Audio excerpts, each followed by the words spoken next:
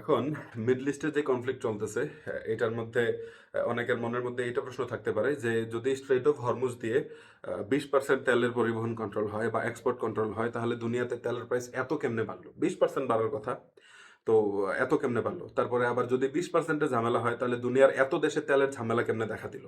এটা আসলে কয়েকটা কারণ আছে। তো চলেন আজকে এটা নিয়ে কথা বলি।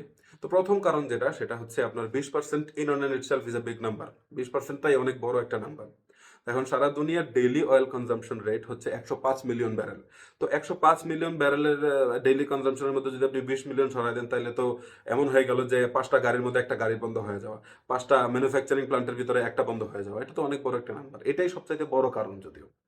দ্বিতীয়ত হচ্ছে রিস্ক ম্যানেজমেন্ট ফ্যাক্টর বা রিস্ক প্রিমিয়াম ফ্যাক্টর। তো এখন যত বড় বড় ডেভেলপড কান্ট্রি আছে, আইইএ যেটা আছে, ইন্টারন্যাশনাল এনার্জি এজেন্সি, ওরা বলে যে অন্তত তাদের দেশে 90 দিনের আপনার স্টক রাখতে তেলের। তারা যতই স্টক রাখুক না কেন লেগে, তাদের স্টকের উপর ভিত্তি করে তো তেলের দাম বাড়ে কমে না। তেলের দাম বাড়ে কমে হচ্ছে ফিজিক্যাল মার্কেটে প্রোডাকশন ভলিটিলিটির উপর ভিত্তি করে।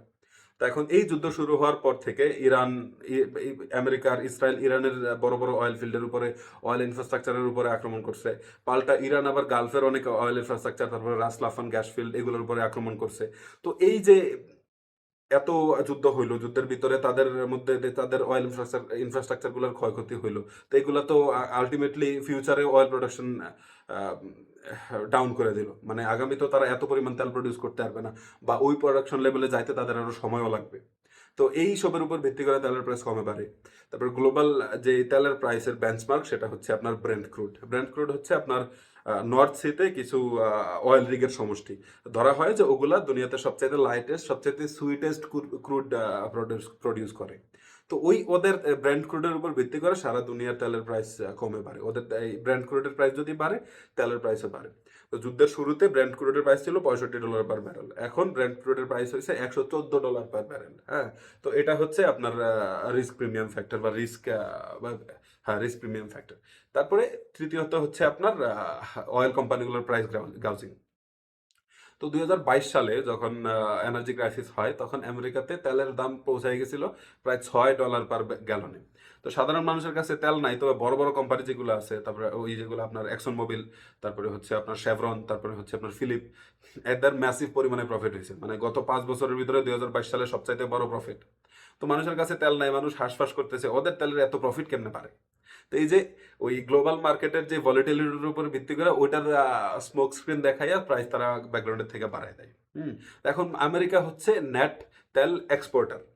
তো তাদের তো কোনো রকমের ঝামেলা হওয়ারই কথা না। সারা দুনিয়াতে যুদ্ধ হইলেও আমেরিকাতে তো কখনো যুদ্ধ টুদ্ধ হয় না। তো তাদের দেশেও তেল বাড়ে কেন? দুনিয়ার মার্কেটগুলো হচ্ছে ইন্টারকানেক্টেড, স্পেশালি যেই দেশগুলোতে আপনার তেল প্রোডাকশন নাই। যেমন ধরেন ওই জাপান, সাউথ কোরিয়া, তারপরে আসিয়ান কান্ট্রি যেগুলো আছে আপনার ওই ইন্দোনেশিয়া, তারপরে ফিলিপিন্স, এই বাংলাদেশের মতো দেশ, ইন্ডিয়ার মতো দেশ, তাদের তো তেমন অয়েল ফিল্ড নাই, তাদের তেমন কোনো অয়েল প্রোডাকশন ক্যাপাসিটি নাই। তো তাদের দেশে তো ঝামেলা দেখা দিবেই। হ্যাঁ, সারা দুনিয়ার 20% তেল এখন হল্টে। আমাদের বাংলাদেশে বেশিরভাগ এনার্জি যায় হচ্ছে গালফ দিয়া। হ্যাঁ, যেমন ওই যে কাতার, কুয়েত, ইমারাত, বাহারাইন, সৌদি আরবিয়া, এগুলা থেকে। তো এদের তো ক্যাপাসিটি নাই, এরা কেমনে তেল দিবে? তো সারা দুনিয়াতে তেলের প্রাইস তো বাড়বেই। হুম। তো এই ছিল আজকের। যদি এরকম জিওপলিটিক্যাল নিউজ অ্যান্ড অ্যানালাইসিস নিয়ে আপনাদের আগ্রহ থাকে, তাহলে অবশ্যই আমাদের ফলো দিবেন। Thank you very much.